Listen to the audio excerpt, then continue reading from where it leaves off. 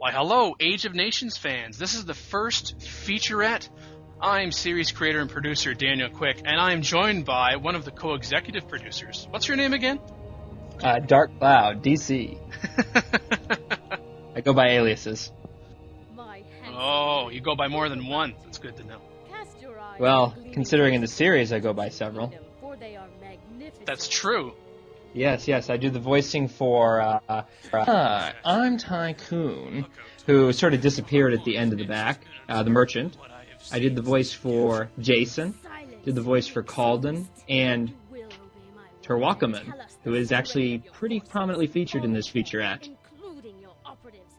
Yeah, sorry about the Jason thing, by the way. About the fact that Jason was a girl in the first episode, or the fact that Jason died off? The second one. The first part, you can blame Stan for that. That's all his fault. That was sort of weird, because I didn't even think my voice sounded at all like a girl, even in the recording. It was very confusing. Yeah, I don't know what happened there, but we straightened that out. Yeah, it got straightened out by the third and fourth episode. Yes, and of course we know what happens to Calden later in this featurette. Yeah, my characters seem to die off a lot. Well, that's alright. It's better than Solver, who voiced two characters and they both got killed, so. Well, I gave him some rest. I gave him some good rest there. Yeah. Yeah, actually, speaking of Terwakaman, I think I just saw his image there. It's coming up in a second. I really like the image that Stan shot, but oh, there it is. I think that's one of his better actors there. Really got him all dressed up for that. And also, speaking of the name Terwakaman, when we were originally writing the scripts, Terwakaman and Hatshepsut were the two first Egyptians, and Illuminatus, who was another one of the editors, and I think he's written a few episodes, he really got upset about the name Terwakaman, because he came onto the project a little later than the rest of us. Because I could justify that Hatshepsut is a real Egyptian name, but Terwakaman, I just sort of invented that name, and everyone took it sort of for granted that it was a real Egyptian name. I just sort of thought it sounded. Yeah, well, little known fact, Marshmallow is a real Greek name. That's great. Please send all hate mail to me. Yes, he was the one who captured. He is amazing. Peasants. I like hate mail. They just go in the out bin, so to speak. You know, the other out bin, as opposed to the sent folder. This opening scene, it was kind of a bit of difference here, having an opening scene before we actually had the title credits to give it kind of a more epic feel. That's kind of what I was going for. Whether that was successful or not, I don't know. Parango dying right there. That was not originally intended before the first script featurette started being written. But when we decided we were going to condense the second and third seasons just into these few featurettes here, I decided it was a good way to go. Show us some of the brutality of both the Romans and the Egyptians. And that right there, like the Egyptians getting rid of the Roman guards, they're going to pay for that a little later in this featurette. Okay, so that explains why you had the mid credits and about at the 4-minute mark there. Exactly. Yes, just to kind of differentiate it a little bit from the episodes. Okay, that explains a lot. And oh yeah, just a random question, random comment there. The lady who is voicing Nyettner, sorry, I can't really pronounce that. Lori Boone, I really like her voice in that section. I think it's pretty professional there. And as a matter of fact, she is a professional voice actress. I found her on voice123.com, and she agreed to do this show for free. Oh, that's great. Very nice of her. Yes, and I think she's one of the better voice actresses that we had, or voice actors. So how many voice professional and semi-professional? Did we have about 3, I believe? Yeah, we had about 3. One agreed just to do one episode. One episode. And then we replaced that voice actor. And I think there were a couple of others. There was one professional one that turned us down when they found out that there was no money involved. But that was understandable, and I really didn't want to impose. None of us got paid to make this. The only people that made money on this were, well, the video editing software that I use and that Stan uses, and that the capturing tool. They made money on the software. That's about it. Gotcha. But at least Stan got to make a lot of nice uniforms. Yes, and Stan is now making historical documentary features. He's trying to get into that business. He's taken some courses, trying to make a second career of it, and I wish him the best of luck. It's quite a way he's come. It's quite a way he's come from. This was his first shooting exhibition, right? His first experience in this? That's right. Yes. Well, at least there's definitely going to be a long legacy of Age of Nations there. So next time we see sort of the history of the Australian colonies, with all the convicts coming in, see the Stan Karpinski credits at the end there, we'll know what he can owe his early history to. That's exactly right. Exactly right. I know we have a couple of other voice actors who have even said they're going to put Age of Nations on their resume, which I hope does you more good than not. I guess we'll find out. Yes, we would hope. You did a what?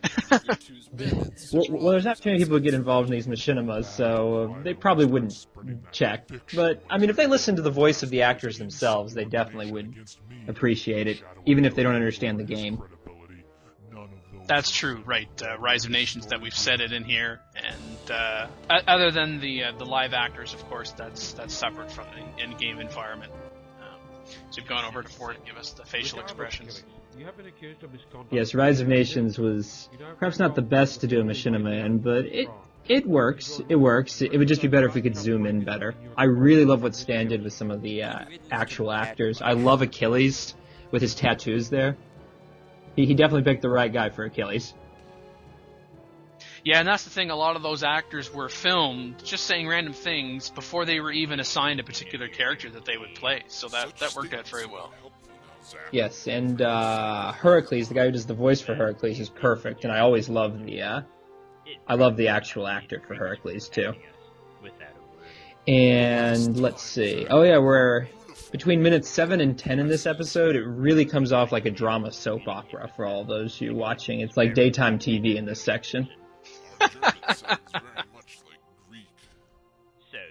it's amazing because I haven't watched one of those in years, so... Well, I haven't watched too much of them, but that's definitely what it reminds me of. And since there's a little bit of a dead spot here right now, I just thought I'd talk a little bit about the writing process here with Dan. Have you talked about this in a previous commentary? No, not at all. Really? Okay, well, okay. So for all of you who are hearing about how the lines get the way the lines get, it's quite an involved process. Let's say it starts about 3 or 4 months before the episode gets filmed, Dan, right? You might write I believe I wrote about 2 episodes. I think Illuminatus wrote 2, but usually it's Dan. About 3 or 4 months you write a rough draft? Yeah, it would take 3 or 4 months anyway before we ever started filming an episode, going through multiple drafts and multiple people looking it over and editing it and sending it back and forth between you, myself, and Illuminatus. Oh, actually, I was going to get more detailed than just that. So basically, started about 3 or 4 months ago, Dan would write a rough draft. Then it'd get posted onto the special staff forums, where we'd all take a look at it, Dan, Illuminatus, myself. I would come and probably put a few ideas. Like, for example, originally in the first scene here, Ninetner was basically told Parango straightforward, tell us about the strength of your offensive forces in Egypt and your defensive forces at home. Well, I suggested that we sort of draw it out, and I suggested to add about 2 lines in there, sort of giving Parango more attitude. And then that was then hit up by, I think Illuminatus made some changes to exactly like the word choice that I used in that sense. So then Dan then did a 3rd update with Illuminatus' suggestions. Then we looked over what Dan had added of himself, because Dan has his own ideas on how things will work, even though he is a very malleable editor. So then we, I think we may have discussed it a little bit. And then we got the final draft. That took about a month and a half. So then in the final draft there was some lines there, and Well, Dan was telling me before this feature started that he did a little ad-libbing in the actual episode because of certain circumstances. You want to repeat that, Dan? Yeah, in the first scene with Parango, when he says, "What's in it for me?" when Inicher and Terwakaman are pressing him for information, I then ad-libbed the line where I cough and I said, "What have you done to my voice?" And that's because the Parango voice actor that we had was no longer available for reasons to this day I still do not know. So I stepped in and voiced the character, but I wanted to explain in the story somehow, in a kind of a humorous, making fun of ourselves sense, what happened to the voice, because it was so good, and now it's Silence was necessary. Oh, well, it's different. All the smoke that was rising from the field in that sense, I mean, I guess that'd explain it. I mean, because there's a lot of smoke in that scene. But yeah, as Dan was saying, even though we have a final draft, sometimes the voice actors change things a little bit. For example, I've changed a few of my lines very slightly as Jason and Terwakaman, just because when I'm doing the voices for the things, for the characters, sometimes different words are more suitable and different pacing. Because if I'm Tycoon, I'm talking in a very affected voice, so sometimes the pacing of the sentence doesn't fit in with the way my author wrote, even if my author was myself. I mean, you have to adapt. I mean, you have to adapt, and I don't know how the other voice actors did things, but usually I would take at least 2 recordings of each piece, sometimes 3 or 4, before I'd actually... Well, actually, I would send all 4 of them to Dan, whether they were good or not, but I don't know whether he appreciated that or not. What do you think about that, Dan? Actually, that did help, because, as you said, sometimes when you're writing it, you have it in your mind what it's going to sound like, but then when you're actually putting the audio together, sometimes I'll change my mind about the tone that I would think is appropriate, and when the voice actor who has done it has provided me with several samples with the different tones, sometimes even slightly different wording and different pacing, that can make all the difference in the world. Yeah, I really got a lot of respect for the voice actors after working on this, and one of my friends who sat in when I was doing one of the recordings, he basically just sort of looked at me afterwards, and then he listened to one of the real episodes, and then he looked at how it all got put together. He was just like, man, it's like, now I can really respect the people who do all these animated features. It's like it seems like the people who do these animated features with voice acting, it's a lot easier than actually having your face out there and really acting. But in some ways, I think it's a lot more difficult than real acting, because I've acted in plays before, and in those, you're directly interacting vis-a-vis the other actors, so you get responses, a call and response coming back at you, and then you can build sort of like your character acting. You can get more into the character, how the character's emotion is, and the feelings of the character. But with these voice acting, you're on your own completely. You just have the script in front of you. You have to do the delivery by yourself. And depending on how the quality of the recorder picks it up, you may have to retake. Because sometimes when you're doing these recordings, your voice may not quite get picked up right if you don't have a good microphone. You might come across as too loud or too soft. For example, some of the most difficult things I've found to record, at least in my experience, are either laughter or those pauses like, no, no, no, and then it cuts off. It's really difficult to record those in a believable manner that doesn't come across as sort of ridiculous when you play it back. And then coughing also comes across really strange, and whispering sometimes doesn't quite work, at least in my experience. So you got to do a lot of retakes when you're recording these things. I mean, if we had those $1 million voice recording software, and if Rise of Nations was debuting at the Sundance Film Festival maybe, well then maybe we could afford those things, get picked up by Disney or something. But we're a lot simpler. We're a lot simpler, folk, and we just missed, in the background earlier was one of my favorite turns of phrase in the entire recording process. I forget who thought of this, but I think this was definitely the best turn of phrase. Vulture child of Set. that little section. Remember that one, Dan? Yeah, I know it wasn't me. That's all I know. It was either you or Illuminatus wrote that.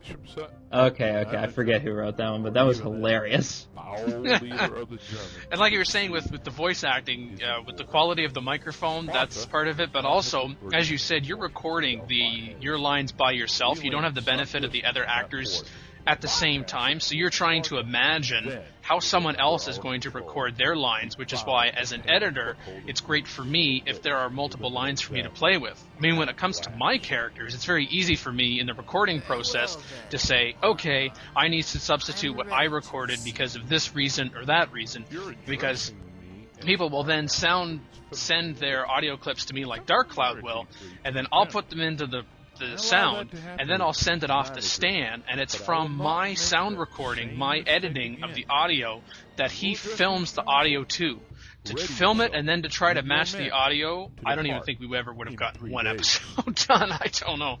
It's complicated enough. Yep, the pacing, sometimes Stan is right on exactly instantly, and those are the amazing times when everything works out perfectly. And I mean, you just really have to hand it to Stan there. I mean, he knows what he's doing, and I think he has a little bit of fun with some of the episodes. For example, when he cut away to the farm animals, the livestock, around the 14-minute mark here, I think it was around 13:48, they were talking about the sophists, and he was showing a bunch of goats just hanging out in a field. I really think he did that on purpose, because they were insulting the sophists. He found it amusing and maybe we should ask him about that.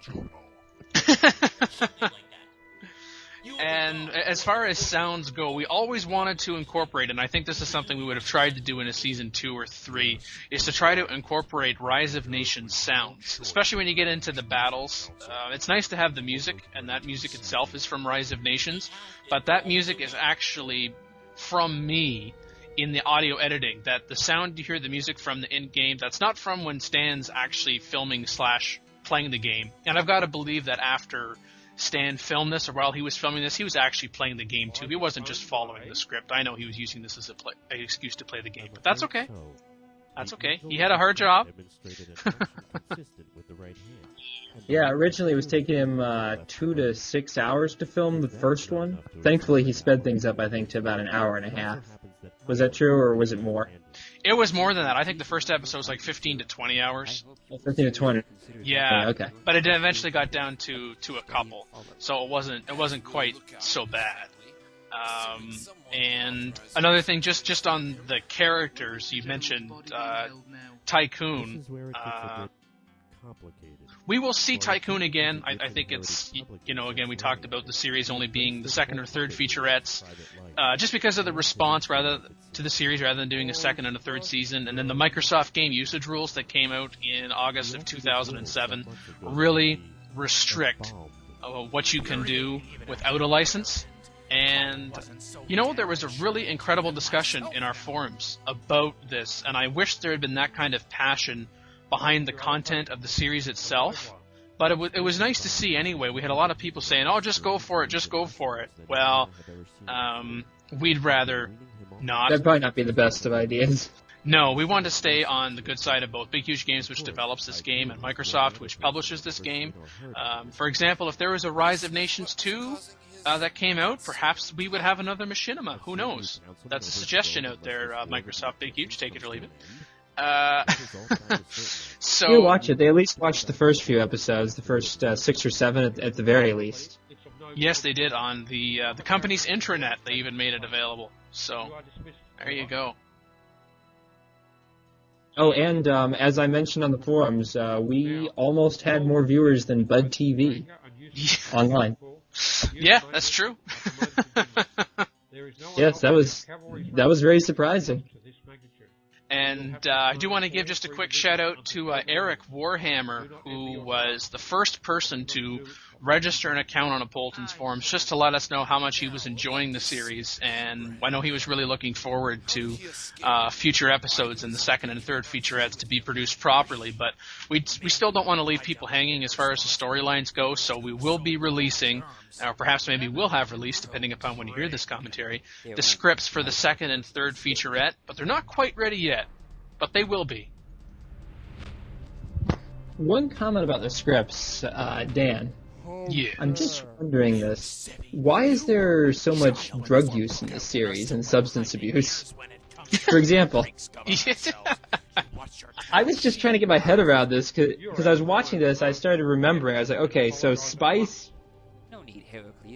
I mean, that's an easy joke there because his name's Spice and he's one of the merchants, so of course that's an easy joke.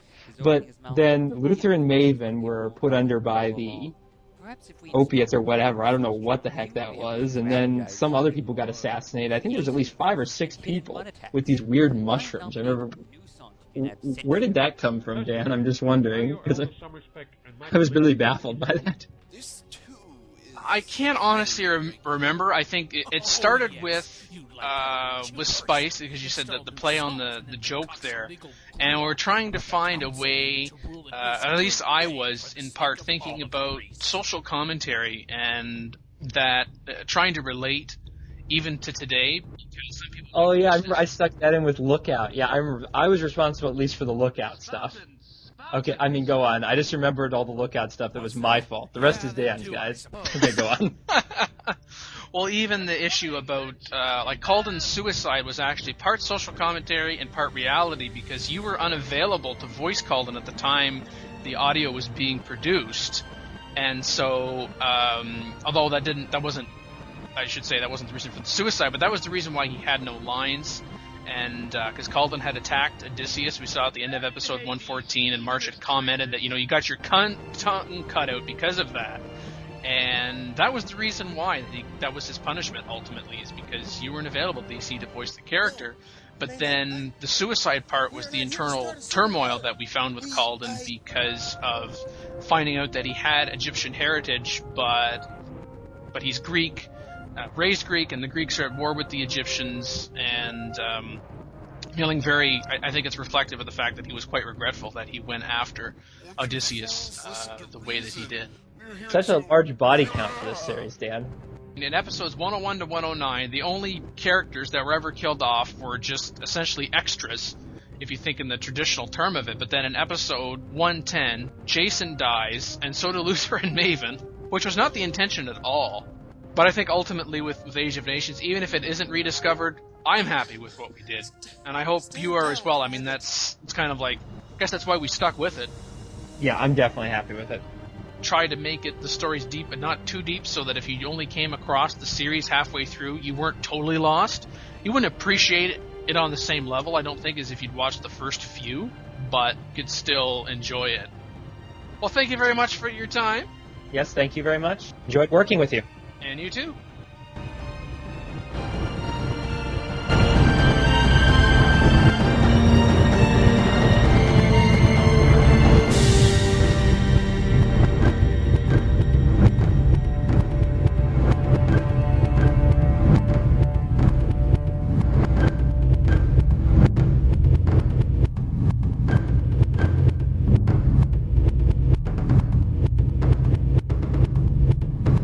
What are you doing here, then?